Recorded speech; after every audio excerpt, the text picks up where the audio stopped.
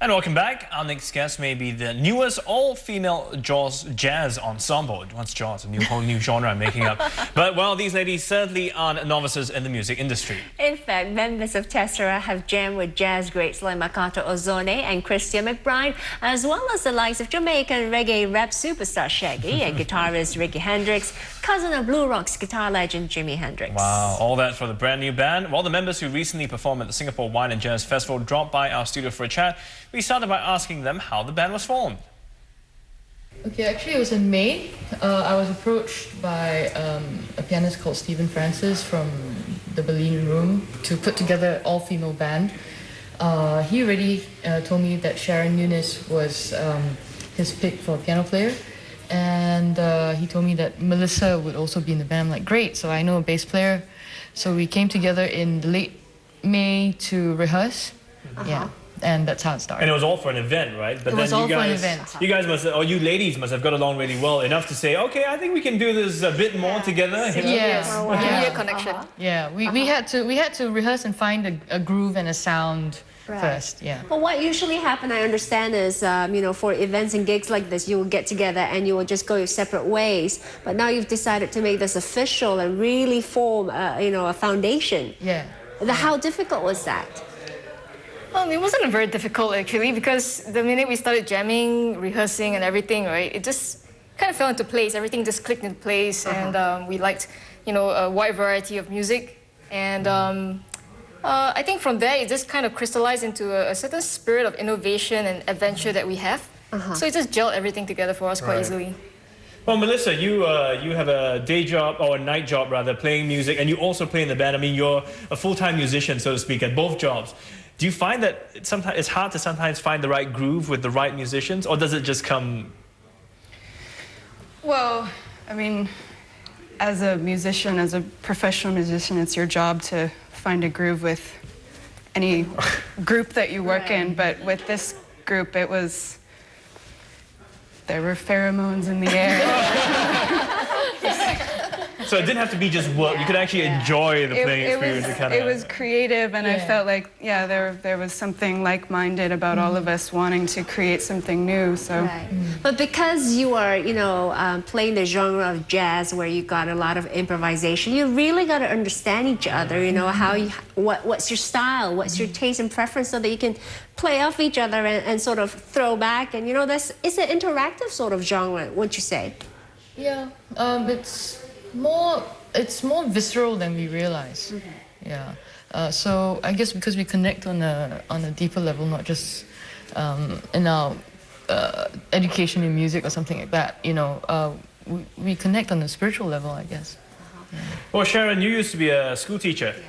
And you've decided to sort of change your path slightly. Yes. So, I mean, and it's only been a short while. I mean, so why were you keen to also get involved in the band? Actually, I decided to switch to music about 4 years ago. That's when I left the teaching profession. But with this band, it was really easy. I think apart from understanding each other, there's an openness in the band. So when I'm totally new to them, but they accepted me without any problems, and it was just great. The openness was fantastic. They heard you play first, right? I mean, before they just got you in. No, actually, they've never heard me. well, Sharon came to Bellini one night for one of our jam sessions, and in the dark. She seemed okay. She seemed okay. Right of initiation. It's a 5,000 entrance fee into our band. Oh, yes.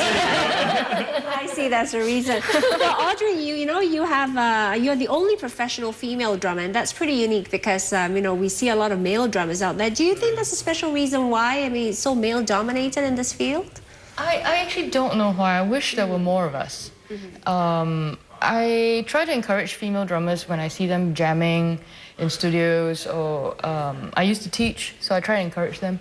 It's not an easy road though. I really don't think that the approach to drums has anything to do with gender, except when I have to carry my gear. Which is why I would, How heavy is it really? How heavy is it? Check out the biceps. So I have to go to the gym. Suffice to say, I have to go to the gym and train, carry my stuff. I go to an osteopath twice a week. I need a roadie. There you go. Just get yourself a fan club, and they'll all be happily carry your equipment.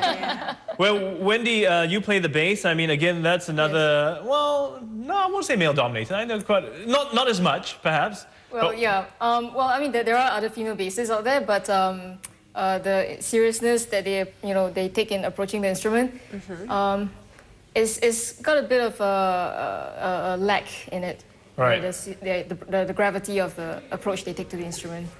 Yeah. So you're serious about this I'm instrument. serious I mean, about you're it. like, I wish that in my studio all day long. yeah.